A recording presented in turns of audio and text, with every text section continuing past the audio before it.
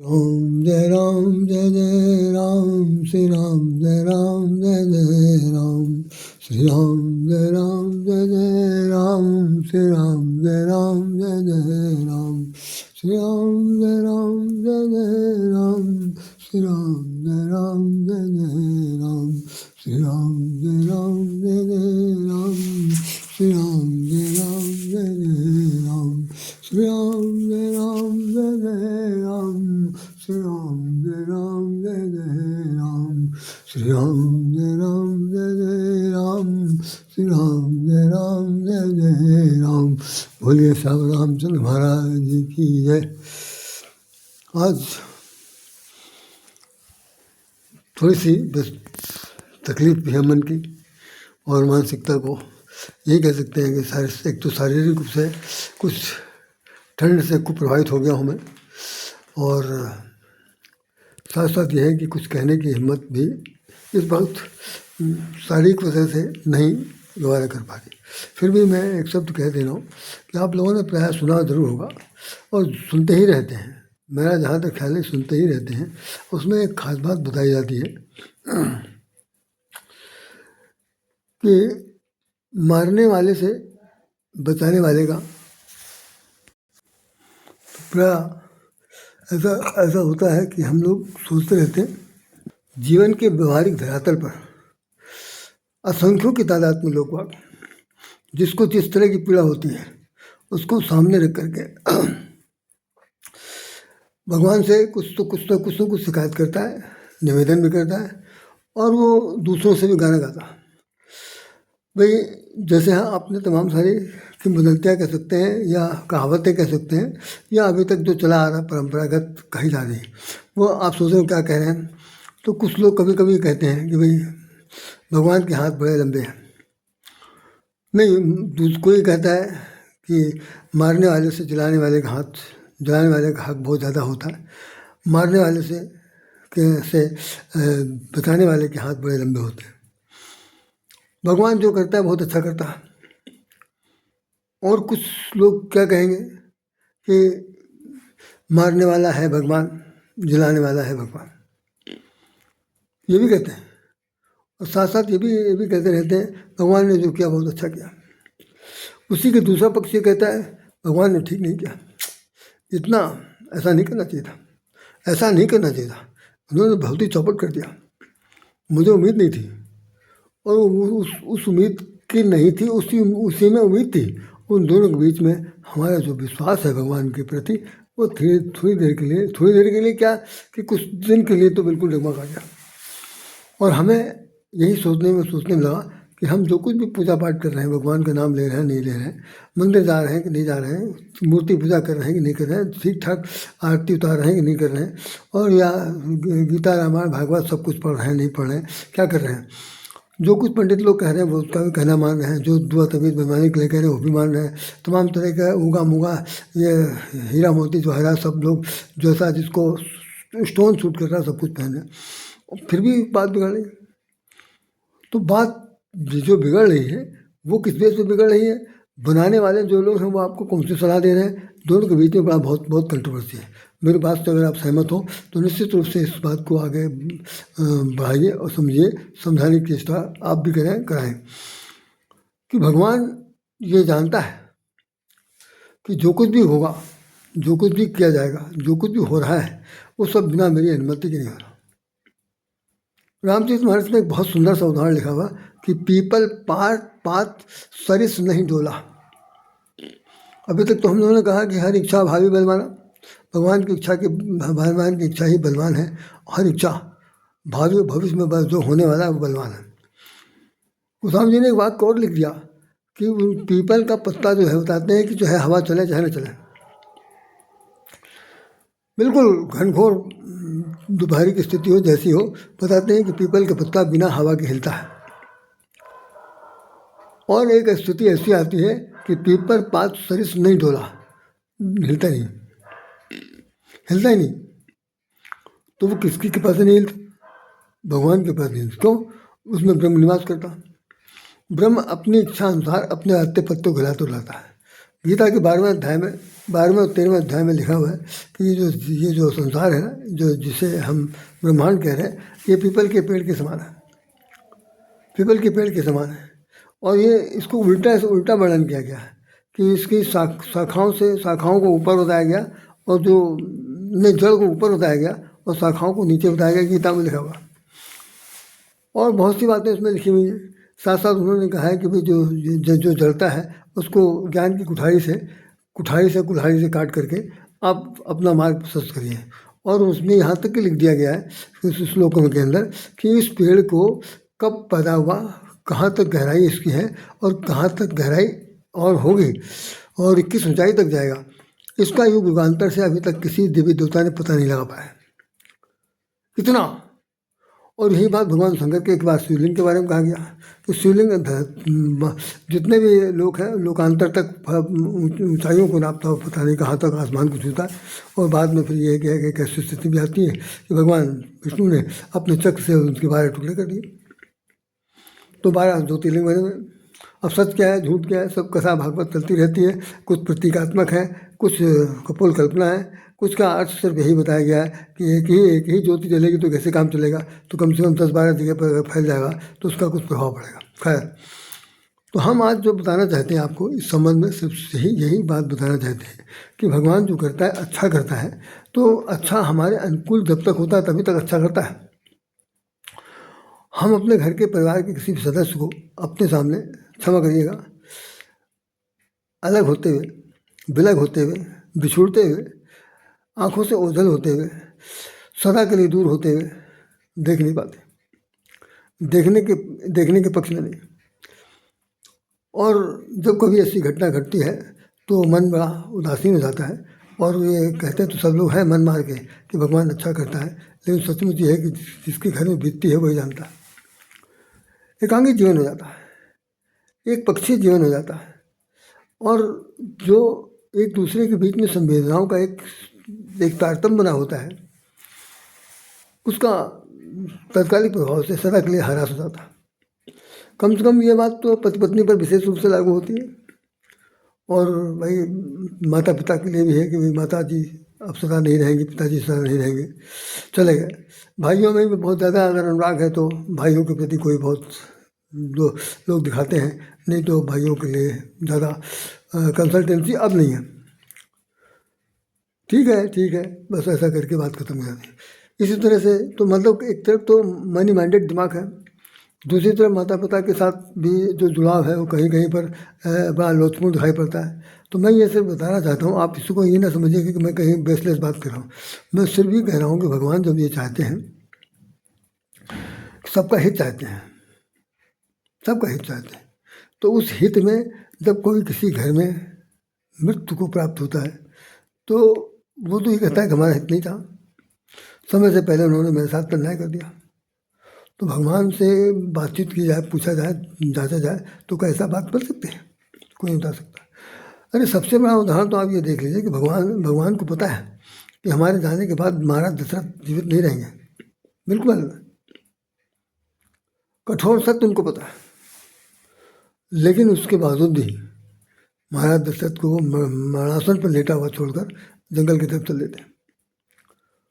और वो कह के चलते हैं कि हम चिंता न करिए पिताजी, मैं आपकी आज्ञा का पालन करके, अरे 14 वर्ष होते कितने हैं, मैं बहुत जल्दी आ जाऊँगा, आप बिल्कुल चिंता करें।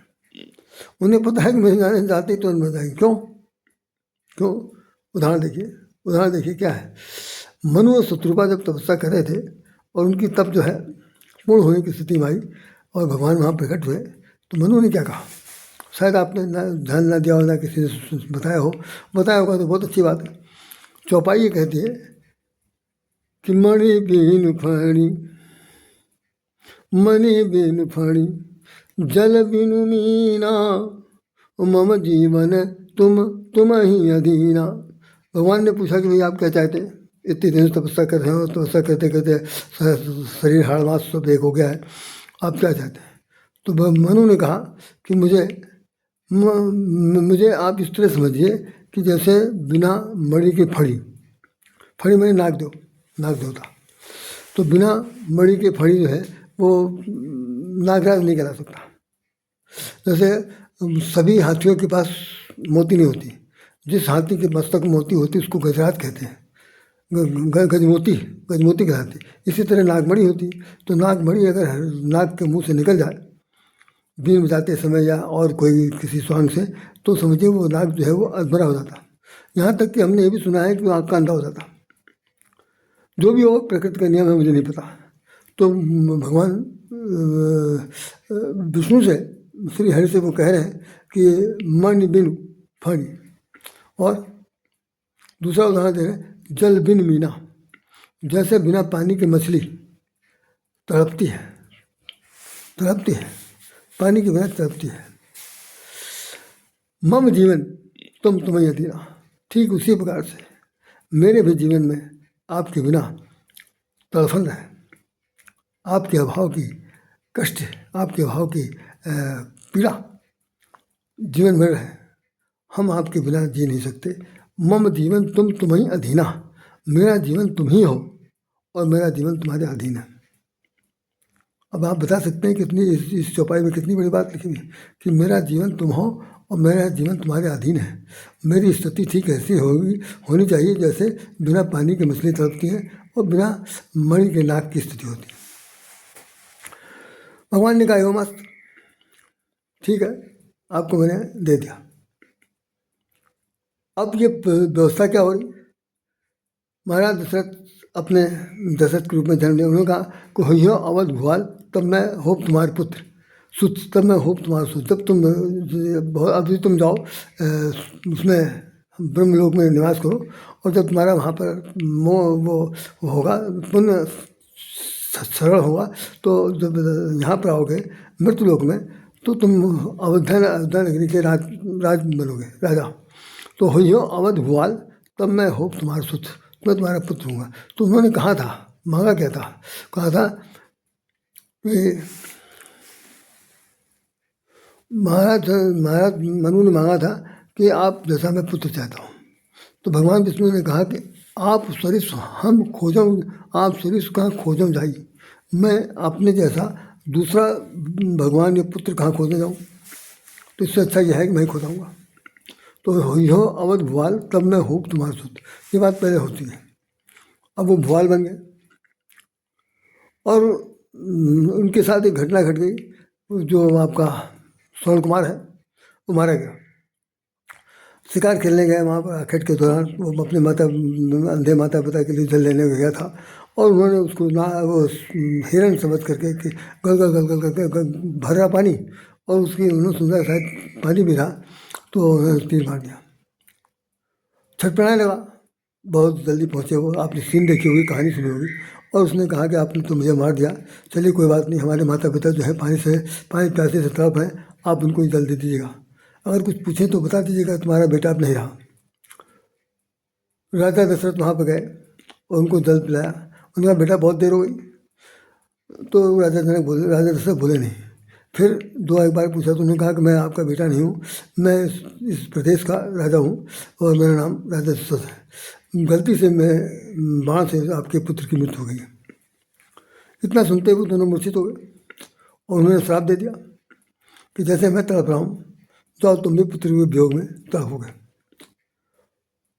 और अब राजा दशरथ जो है मृत्यु सैया पर तड़प रहे। चौपाई लिखी हुई है, आप पढ़ लीजिए, ये मृत्यु सैया का चौपाई लिखी है। उसमें राजा दशरथ के सामने वो सारी सीन याद आ रही, और वो अपनी कौशल्या देवी से कह रहे हैं कि हमने एक बार ऐसा किया था, ऐसा किया था, तो उसने उस बूढ़े प्राणी ने हमें श्राप दे दिया था, आज शायद वो श्राप फलीभूत हो रहा, तभी आज हमारा पुत्र जो है मुझे छोड़कर जंगल चला गया। अभी तो कहने के लिए कहानी, घटना निश्चित रूप से हुई और अतीत की घटना को दोहराया जा रहा।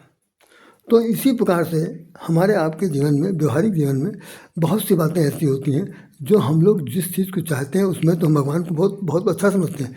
जहाँ पर हमारी मन माफी काम नहीं होता, वहाँ भगवान को सबसे खराब समझते हैं, सबसे खराब, सबसे निर्दयी, सबसे क्रूर, आँख फेरने वाला, वो सब लोग मान लेते हैं। और कुछ कोई कर नहीं पाता, क्योंकि होता नहीं कि समर्थ को नहीं दोष गुसाई, समर्थवान के लिए ऊपर कोई दोष नहीं, वो चाहे किसी को मार गिरा देवे।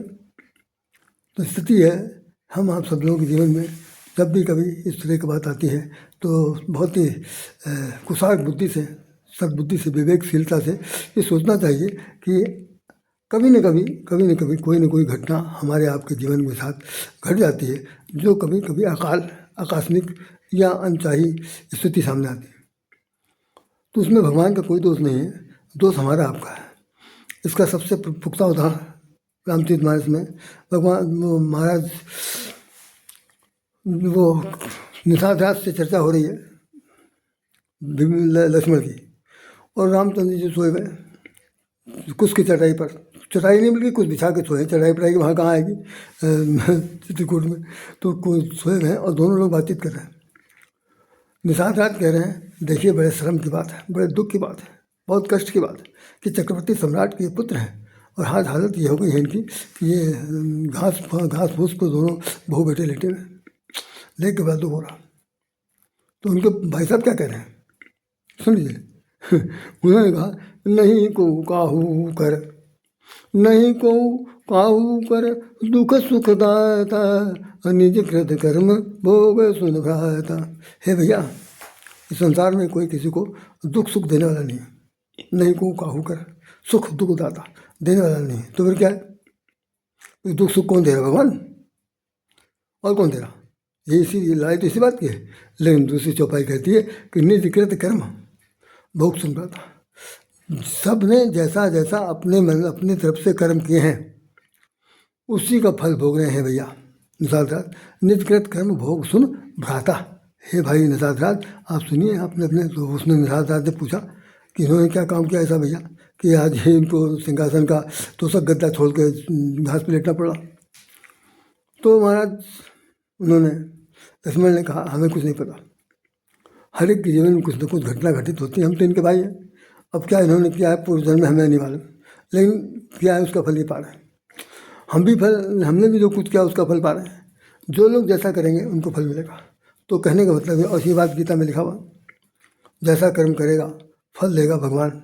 ये तो गीता का है ज्ञान, ये तो गीता का ज्ञान। गाना आता है, बहुत से लोगों ने सुना होगा, और गीता के अंदर साक्षात लिखा हुआ है कि मैं सबको उसके किए हुए कर्म के अनुसार फल देता हूँ। बिल्कुल स्पष्ट लिख दिया भगवान ने, कहा मैं सबको सबके किए हुए कर्मों का फल उसके कर्म के आधार पर ही देता हूँ, और उससे हटकर कुछ नहीं। और साथ साथ दूसरे श्लोक में कहते हैं कि मैं करता हूँ, मैं कुछ नहीं करता, मैं करता हूँ, मैं कुछ नहीं करता हूँ। ये सब लोग अपने अपने कर्म का फल भोग रहे हैं, हम इनके साथ लगे हुए हैं, इनके अंदर अंश के रूप में बैठ करके हम इनके लिए कुछ न कुछ सुझाव दे रहे हैं, मार्गदर्शन दे रहे हैं, कष्ट को कम करने के लिए कुछ न कुछ प्रेरणा दे रहे हैं, और सद्बुद्धि के साथ काम करने के लिए। अगर ये हमारे बात नहीं मानते हैं तो अपनी माने जैसा चाहे उसे कर लें। बड़ी समस्या है, आसान नहीं है इस घालमेल को समझने के लिए। तो बहरहाल अंततः मुझे सिर्फ आपसे यही कहना चाहूँगा, निवेदन के साथ, अनुरोध के साथ, कि जो भी घटनाएं घट रही हैं हमारे आपके जीवन में, बहुत ही निराशाजनक, बहुत ही अवसादग्रस्त, अनहोनी, अनचाही, अनापेक्षित, उन सब के होने में हाथ हमारे ही है। भगवान से सिर्फ प्रार्थना ही करनी है कि भाई इस कष्ट को सहने के लिए क्षमता प्रदान कीजिए, क्षमता प्रदान कीजिए, इतना साहस दीजिए कि हम इस आघात को सहन करने के लिए। इसीलिए देखिए, कभी किसी घर में मृत्यु होती है तो जब 2 मिनट का मौन रखा जाता तो कहते हैं कि भगवान उनके परिवार को इस आघात को सहन करने की क्षमता प्रदान करें। अब भगवान से क्षमता प्रदान करने कहा जा रहा, मारने जाने की कोई बात नहीं। इसी तरह से हमारे यहाँ बहुत से ऐसे काम हैं जिसके अंदर भगवान से निवेदन ही किया जा सकता है, और ये नहीं कहा जा सकता कि तुम कृषि जला दो, लेकिन ये भगवान की मर्जी जहाँ तो होती है। जैसे बाली से उन्होंने कह दिया, यद्यपि हमने तुमको मारा लेकिन मैं तुमको अभी जला दे रहा हूँ, अभी जला देता हूँ। अचल करहूँ निज राखूँ प्राणा, अचल करहूँ निज राखूँ प्राणा, बाल कहा है सुन कृपा है निधाना। बाली ने कहा, अरे कृपा निधान, अब क्यों मुझे मूर्ख बना रहे हैं भाई, हैं? जन्म जन्म मुनि जतन कराही, अंतराम मुखावत नहीं। जन्म जन्मांतर तक लोग संत महात्मा कड्डी माला जपते जपते मर जाते हैं, लेकिन मोक्ष नहीं प्राप्त होती, भगवान के दर्शन नहीं होते। आज साक्षात ब्रह्म मेरे सामने दिख रहा, सोई लोचन गोचर से आवा। आज वो ब्रह्म मेरे सामने, आंखों के सामने दिखाई पड़ा। बहुर के सपने मोह बनावा, तो हम क्या सपना देख रहे हैं? बिल्कुल नहीं, अब हमें चलने दीजिए। और वो तुरंत प्राण त्याग देता है। तो कहीं कहीं पर तो भगवान की ये बात होती है। अच्छा, कहीं कहीं पर जब बात नहीं होती तो केवल आशाएं जो हम पाल लेते हैं मन में, उन आशाओं पर जब पानी फिर जाता है तो मन निराशाजनक होकर के सोचता है कि अभी सब ये सब विद्या सब खत्म करो, पूजा पाठ में कोई दम नहीं, कुछ नहीं, सब छोड़िए। लेकिन ये सब भूल है। इस भूल से बचने का सिर्फ एकमात्र उपाय है कि आपने किया या नहीं किया, जिस किसी ने किया उसने किया, फल सबको मिलेगा। ये समझ लीजिए कि बोए बोए पेड़ बबूल के तो आम कहाँ से खाए। अगर बबूल का पेड़ बो दिया है तो कहो हम आम खाएंगे? अरे तो इससे ज़्यादा मूर्खता और क्या हो सकती है भाई। जो आपने किया है वो तो मिलेगा ही। ये बात अलग है कि आपके घर में वो बबूल का पेड़ जो निकलेगा वो बहुत ही वैसा छोटा मोटा होगा, समय रहते मुरझा जाए, ये भगवान की कृपा होगी। और नहीं तो इतना भारी निकलेगा कि चुपता जा जाएगा। तो मेरा मतलब ना बबूल से, ना आम से, न किसी एक व्यक्ति से, ना किसी के मनमानेपन से, केवल सिर्फ ये है कि आप भगवान पर थोड़ा सा भरोसा रखिए। वो जो भी करेंगे बुरा नहीं करेंगे, अच्छा ही करेंगे। उस अच्छाई में ही कुछ ना कुछ दम हुआ। लोग कहते हैं कि जो ईश्वर करता है बहुत अच्छा, क्योंकि उसके आगे चलती नहीं। मजे की बात यह है कभी किसी के सामने आता नहीं। अभी आ जाए तो उसकी हालत बिगाड़ दी जाए, वो कभी नहीं आता, कभी प्रकट ही नहीं होता।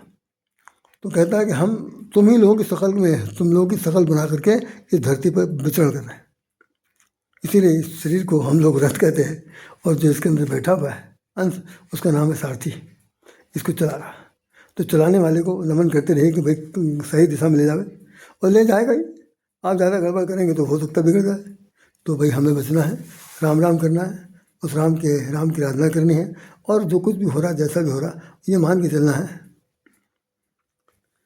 राम कीन चाहे सोई होई, राम कीन चाहे सोई होई, करे अन्यथा सो नहीं होई। राम जो चाहते हैं वही होगा, उसके अलावा अन्यथा कुछ नहीं हो सकता। इन्हीं शब्दों के साथ राधे श्याम राधे हृदय से नमन कर सकता है, आप नमन करता है। आप सब लोग हृदय से विदाई, शुभकामनाएं, शुभ आशीर्वाद, शुभकामनाएं, सत सत नमन।